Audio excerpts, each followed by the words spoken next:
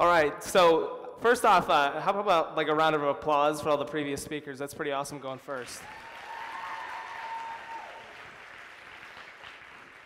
So my first slide is that I can't believe I'm here. I've gone to a few TEDx's and they've just been freaking awesome, and it's really cool that I was invited to be here, so it's an honor. I want to tell you guys a number of stories and talk about my life and maybe how you guys maybe find something that's useful. So the first story I want to tell you about is how when I was 17, I went to this church retreat in South Carolina on the beach. And we saw this speaker, and he was like talking about how there's all these real-life miracles, and you just have to believe, and great things happen. And so I really believed that at the time. And so I went out that night. I got out of my hotel room, and I went to the beach at like midnight, and there's no moon. It was pitch black, and so I just stood there for like 10 minutes waiting to hear something, and I didn't hear anything. And so I said, okay, well, maybe I just have to go like try and experiment. So I was like, I'm going to go, maybe if I believe, maybe I can walk on water, right? So I walk out to the tide, and I wait for 5 minutes, and I'm like terrified. I know this is crazy, but this is part of the time. So I get to the water, and I go to take the step, and my foot goes straight through the water, like go figure, right? So that was kind of a letdown for me, but what do I really expect? So, like, this is not meant to offend anybody, but, it was a big letdown for me, and it was a big point in my life where I was like, okay, maybe I need to think about this a little bit. So what I want to talk about are three things. I want to talk about dreams, I want to talk about disrupting, and I want to talk about doing, and how none of those three things are things to be afraid of. So we all have kind of a vision for what the future could be, right? Whether that is going to college, being a scientist, starting a company, ending poverty, or going to space. It doesn't really matter what your vision or your dream of the future is. We all kind of have something. And we need these dreamers, and we need dreams, and we need big dreamers. Because without dreamers, we wouldn't have light bulbs, we wouldn't have cars, we wouldn't have planes, smartphones, we wouldn't have cell phones, or Disney, we wouldn't have Batman. All kinds of good things came from dreamers.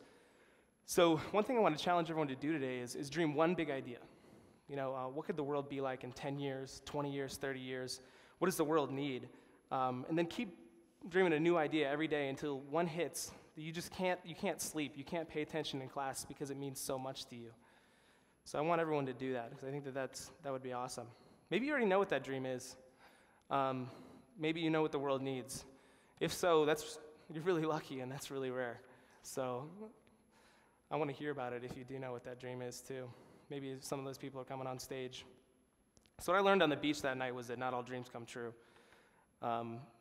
But I've never really told that story before because I figured people would think I was crazy. And I was writing this speech, and I was like, well, I think I just am crazy, actually. So I just need to embrace that and just tell everyone the story, I guess.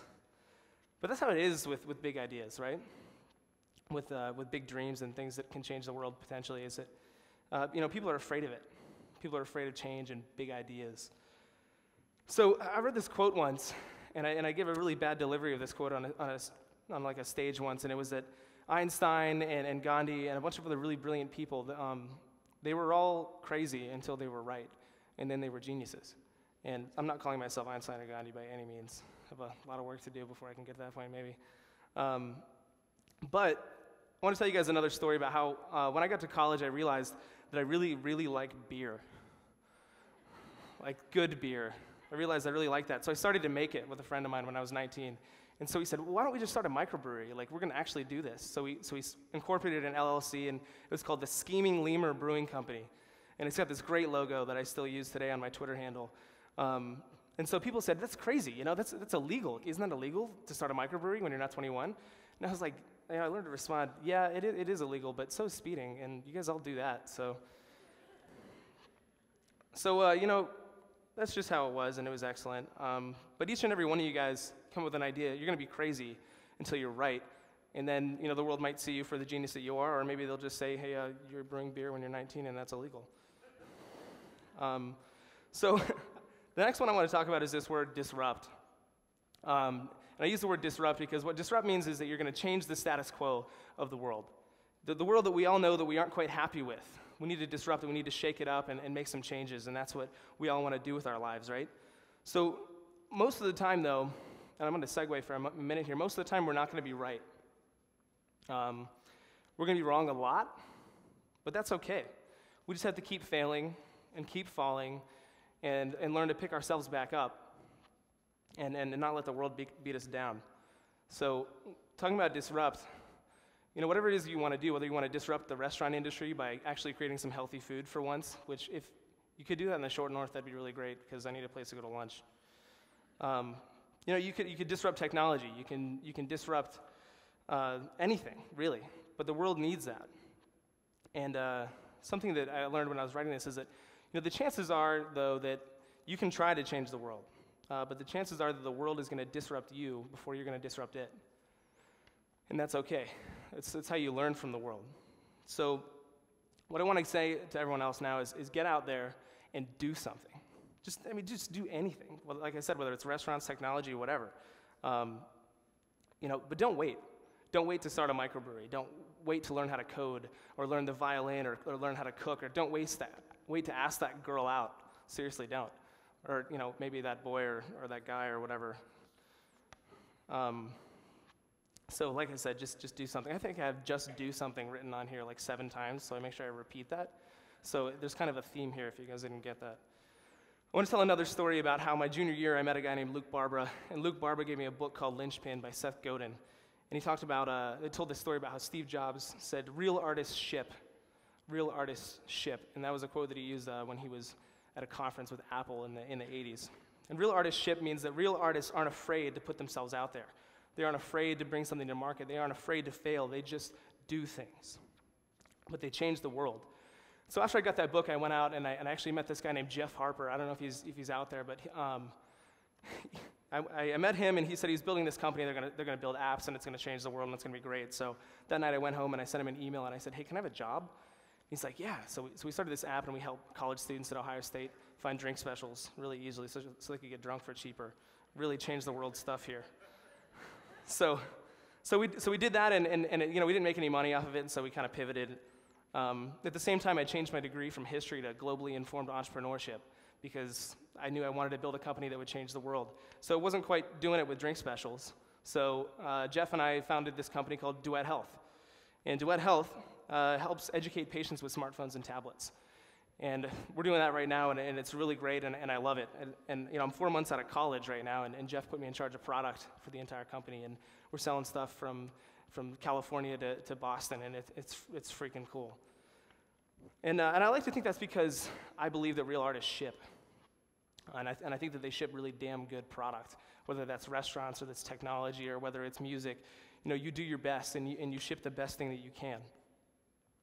So traditional society, though, tells us not to try to walk on water because that's arrogant. They say, don't start a microbrewery when you're 19 because it's illegal. Don't make your own new major because that's too different. Just get a job. There's a lot of jobs out there right now, I heard, so that's great. So the phrase, shoot for the moon, and if you miss, blah, blah, blah, blah, blah, blah, blah. The crazy thing was that there's some guys that one day were like, yeah, we had this dream of landing on the moon, and then they actually did it, and they did it in the 60s. That's kind of ridiculous. What happened to that? What happened to that kind of dreaming and disrupting and actually going out there and doing it? I mean, some guys landed on the freaking moon. And now, sometimes I sit there and I'm like, I'm afraid to go out and talk about this thing on stage. And it's like, okay, some guys landed on the moon, never mind, I got nothing. So I think we got scared of what's next. What do we do next as a species? The world needs more dreams. They need more disruptors and more people to just go do stuff and try things and be willing to fail. What we need is a whole generation of people to go out there and just do things. The world needs people in this room to not give up on their dreams and to change the world. So what the world needs is a generation to look at the past, to look at history and say, you know what, that wasn't good enough. Repeatedly, we make the same mistakes, and there really isn't a generation that says, you know what, screw that. Like, yeah, we're going to make mistakes, but we're going to do a little bit better this time. So it wasn't good enough. And I think that, if we want to do better, we need to start right now. If you believe that the past wasn't good enough and that we as a generation and we as, not even a generation, but as the people that are alive today say we're going to do better than yesterday, what are you waiting for? Start today. And I got 8 seconds left. Awesome. Thanks.